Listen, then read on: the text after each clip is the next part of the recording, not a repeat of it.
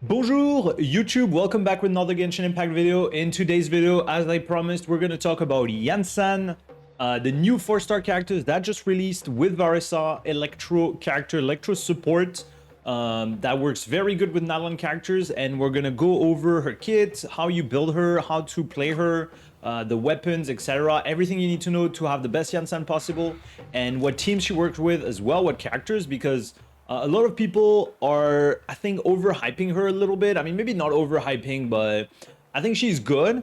But she doesn't replace Bennett or Shilonen in every single team. Sometimes she's not going to work that well, especially because her kit is pretty special, pretty specific. So we're going to go over that. And yeah, I hope this video is helpful. Let me know if you have any questions after watching this video. Thank you for watching. Don't forget to like and subscribe, and let's get into it. First, what weapon do you want on Iansan? Good thing for F2Ps is that we just got this free 4-star weapon from one of the most recent events. So if you manage to grab that one, it gives a lot of ER, it gives some attack, and that's all she wants really. So if you got that weapon, it is very good.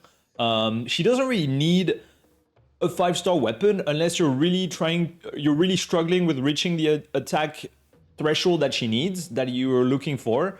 I'll go over how much attack you want on Iansan after that, but basically in terms of weapon, you want either energy recharge weapon or attack weapon. So as much attack as possible is going to be the priority on Iansan, and a certain amount of energy depending what constellations you have, depending how much ER you have in the substats, etc. But priority on Iansan is going to be attack. So any attack percent weapon will work. Vortex Vanquisher honestly might be the best option, like, to get as much attack as possible. If your ER substats are good, it's really all you want.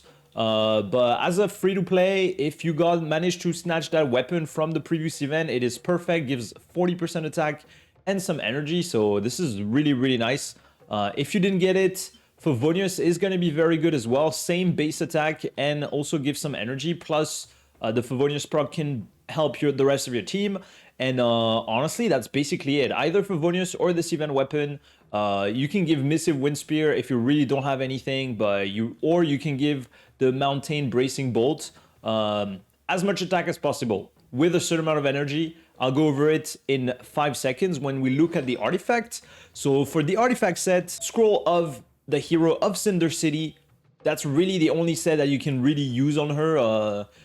The teams where she worked with, like, you're not necessarily going to use Shilonen with her. You can use Shilonen if you do like Varesa, Iansan, Shilonen, and then Xianyun or something like that. I showed the team in my previous Varesa guide video. But realistically, just go Scroll.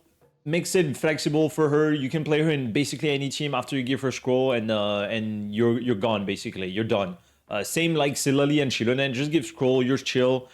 You can use Noblesse if you don't have a Noblesse user in the team and you already have, let's say you do Iansan, Shilonen, Xianyun with Varesa, you could go Noblesse on Iansan, and then since you have Scroll on Varesa, that can be the option. But realistically, if you don't want to switch stuff around, just go Scroll. Now, in terms of stats on Iansan, on her artifacts, you will want as much attack as possible. You will go attack main stat on the circlet, attack main stat on the goblet, and attack main stat on the sands. I will never recommend ER sands, energy recharge sands. You will never get enough attack if you go energy recharge sands, so you really, really want to go attack sands. The only time where you can reach enough attack with ER Sands, if you use Vortex Vanquisher or maybe Calamity Queller or something like that. But other than that, you will always want attack percent main stat. And if you can get some energy recharge, it's going to be great. You don't care about crit rate, you don't care about crit damage on Iansan. You really want as much attack and ER as possible. At C0, 180 ER is pretty comfortable. Honestly, if you can get 200 even, that would be perfect. But 180 is already pretty comfortable. The set also gives some energy back, so this is pretty nice like that.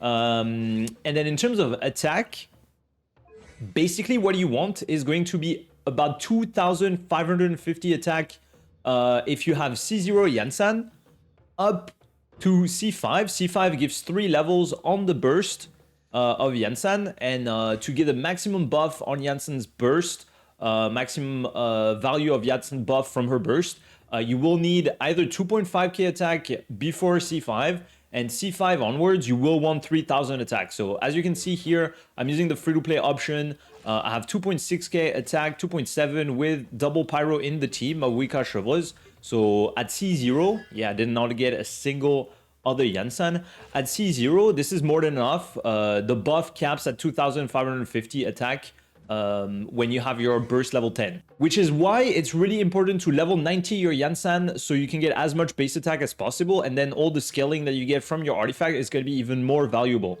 Same for the weapon. So in terms of talents, you will want to crown the burst. You can keep it at level 9, but if you really want to maximize your buff, crown is valuable, I would say. This is really, I mean, it's 690 attack bonus, which is not negligible. For comparison, I'm using Scarab Blade right now, so 800 attack. At level 13, his burst gives 120%. So it's gonna be about, about 940 attack bonus from Bennett Burst, which is more than Iansan. But you have to keep in mind that Iansan also can benefit from Scroll. Scroll is a lot of damage bonus, about 40% damage bonus, so it's pretty huge. And also, this is a C0 Iansan right now. So yeah, maximize her burst, level the burst at the highest level possible. And the attack and the skill really don't matter. They don't deal damage, they don't buff anything. So unless you want to play Iansan DPS, it doesn't really matter. Now, in terms of constellations, it is really hard to get some Iansans. I did almost 200 pulls and no Iansan. Should I get one more here? Never mind. We got the shop reset soon, so yeah, hopefully I get some Iansan, but yeah. I did almost 200 pulls, 0 Iansan, only 1. So yeah, C1, very, very good. Give some energy back, which means you can worry a little bit less about your substats on your artifacts, which is pretty nice. You don't need to get that much energy. I think 150, 160 energy with C1 is pretty comfortable already. At C2, she will give an extra 30% attack. After that, C3 is skill level, so it doesn't really matter. C4, it basically will make sure that her buff, you get a better buff uptime. Not really uptime, but like basically the way her buff works is that when your character moves, she gains Night Soul energy. When her Night Soul energy is higher, she buffs the best possible. And then with the C4, it will keep the buff at the best value possible for longer. C5 gives 3 level on the burst, which makes it so her buff goes up to 810 attack bonus. And then at C6, she gives another 25% damage bonus for your on-field DPS. So this is massive. She has so much buff at C6. It's really, really good. So 30% attack bonus with C2. 810 attack bonus with C5, 690 otherwise, and another 25% damage bonus with C6. She becomes 100% better than Bennett for certain type of characters. Once again, one thing to keep in mind is also that Bennett at C1 will give an extra 20% attack bonus, scaling on his base attack. So overall, the burst at level 13 is going to be around 140% attack bonus, which with Scarab Blade is going to be about 1100 attack bonus. And then with the Pyro Resonance, you get an extra 25% damage bonus, 25% attack bonus. So yeah, that's a lot of attack. That's really a lot of attack. The Resonance is going to be 25% of the attack of the character, not of Bennett. So that's one thing to keep in mind as well. But yeah, that's a lot of attack, way more than Iansan for sure. But as I said, it's going to be much better with Pyro DPS because at C6 you also get the Pyro damage bonus. And also, if your character really wants attack, this is going to be the best. Where Iansan gives a bit more of a mixed buff. You will get 690 or 810 at C6, plus another 30% here with the C2, plus another 25% damage bonus with the C6, plus the scroll. Bennett is basically just attack bonus with Noblesse as well. So yeah, that's something to keep in mind. And as I'm explaining later, basically characters that move a lot will benefit better from Iansan. Bennett will be better for static characters or Pyro DPSs, basically. So basically the way Iansan buff works is that you see her Night Soul energy here when you press your skill. If it's above 42 Night Soul points, it will buff your team by, it will give you the attack buff from 27% of Iansan attack to your active character. And if it's below 42, it will only be 0.5% attack per Night Soul point. So let's say you have 20 Night Soul point, it's only going to be 10% attack, which is much lower than when you're above 42 Night Soul points. So the goal with Iansan is to keep the Night Soul energy above 42, all right? The Night Soul points here above 42. And how do you do that? You do it by moving with your character. So when you move your character after you use your Iansan burst, she will gain Night Soul points, and the more you move, the more points she gain, and that's what will keep her Night Soul burst, her Night Soul points above 42, so you can maximize the buff. Which is why she's not necessarily the best with some characters that don't move. Let's say Navia, for example. If you play Iansan with Navia, your Navia you won't move, so you won't keep up the buff at the top, and you will definitely lose a lot of value. Okay, so let me show you how it works in practice, how you keep up the Night Soul points up with Iansan and the usual rotation. So let's say you play that Varesa team that I already showed in my Varesa guide. You want to apply Electro, of course. You want to proc Overload for Chevreuse, use Chevreuse, and then you will start with Iansan's skill to activate your energy, get your burst out, and then with Varesa you want to do your plunge, or with Walani you want to run around, or with Kinich you want to run around, and then my Iansan Night Soul points are still up all the time, as you can see. Well, I think I canceled the state. But the more you move, the more Night Soul points Iansan is going to get back, and it's going to keep up the buff at the highest possible. Let's say I use a different character. Okay, so let's say I'm using Navia in this case with Bennett, Iansan, Shilonen. And my Navia basically won't move, right? Unless I run around like a headless chicken, she's not gonna move, almost. So your rotation is most likely gonna be Navia into Bennett, into Shironen, into Iansan skill, Iansan burst, and then you see that my Iansan energy is going up, but it goes down pretty fast, right? It goes down pretty fast, much faster than with Varesa, especially if I don't swap back to her and run around a little bit, just when I showed you here. If your Navia doesn't move, if your DPS doesn't move, your Iansan energy is going to deplete pretty fast. The buff lasts for 12 seconds, so you have to keep moving for 12 seconds, basically, to keep up. You can see next to your character here, boom, there's the icon here. When the mask is sad, it means you have the low buff, all right? It means my Night Soul points is kind of low. When it's super excited and like moving around and stuff, it means you have the right buff, all right? And that's basically how her kit works. So she's gonna work better with characters that move a lot, mostly Nadlan characters, but there are other characters that can work with her, even though not optimally. And I'm gonna go over the best teams for her now. Her best team at the moment, I mean, the team where she's the most efficient is going to be Varesa Overload. So Varesa, Shilo, Varesa, Chevreuse, Mawika, and then Iansan. This is going to be one of the most optimal team for her, especially if you only have C0. After that, she can definitely work with just a Mawika Overload team. So even if you use Bennett as well, that's a lot of attack, but can still work like that, kind of. You don't have a lot of overload, so Chevreuse buff is not going to be super consistent. You can replace Bennett with like Oron or Official or something like that.